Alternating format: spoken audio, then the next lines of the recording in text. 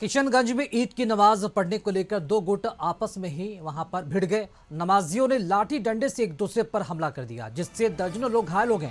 मारपीट और हंगामे के कारण मौके पर अफरा तफरी मच गई। मामला जिले के पहाड़कट्टा थाना क्षेत्र स्थित परासी पंचायत के रतनपुर हाई स्कूल के पास ईदगाह का है। यहाँ बंगाल से भी नमाजी आते हैं। दोनों के लिए अलग अलग समय निर्धारित है। बंगाल के लोगों ने निर्धारित समय से अधिक समय नमाज में लगा दिया, जिसकी वजह से चिलचिलाती धूप में खड़े बिहार के लोगों का गुस्सा भड़क गया। विवाद इतना बढ़ा कि ईदगाह रण क्षेत्र में तब्दील हो गया। मौके पर पहुंचे पुलिस ने काफी समझा बुझाकर मामले को शांत कराया।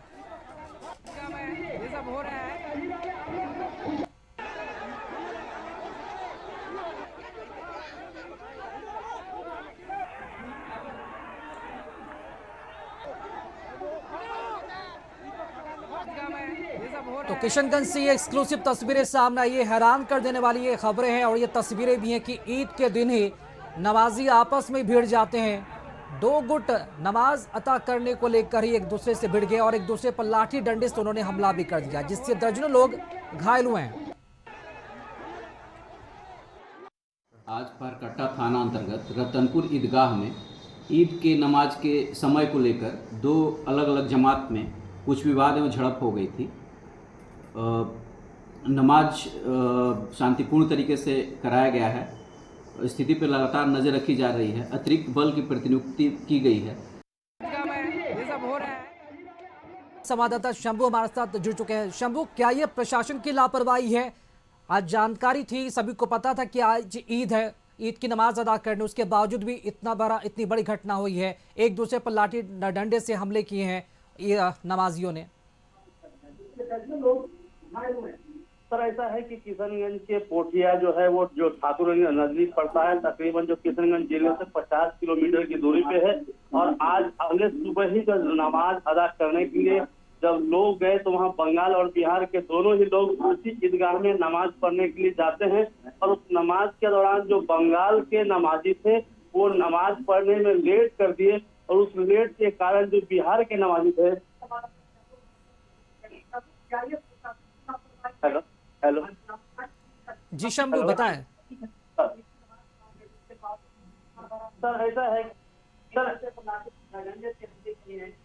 ऐसा है कि किशनगंज से तकरीबन 50 किलोमीटर की दूरी पर है पहाड़कट्टा, जो ठाकुरगंज और पोठिया के बीच में है।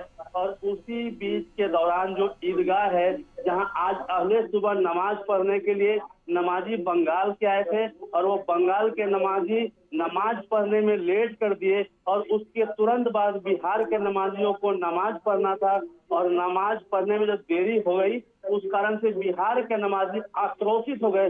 वह आक्रोश इतना अधिक था। जी बिल्कुल शंभू, मौके पर अफरा तफरी का माहौल देखा जा रहा है। बड़ा सवाल यहाँ पर प्रशासन पर भी उठता है कि क्या यहाँ पर मिसमैनेजमेंट हुआ है? क्या प्रशासन की मौजूदगी यहाँ पर नहीं थी जब नमाज पढ़ा जाना था?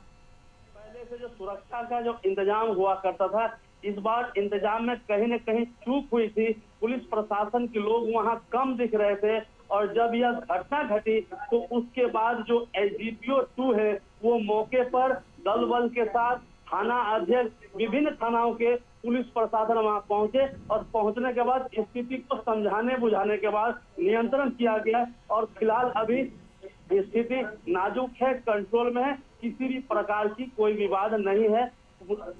हाँ, किशनगंज की एसपी से भी बात की गई। एसपी पूरे घटना पर नजर बनाए हुए। स्थिति बिल्कुल सामान्य है शंभू। अब चलिए, शुक्रिया शंभू आपका खबर पर जानकारी के लिए।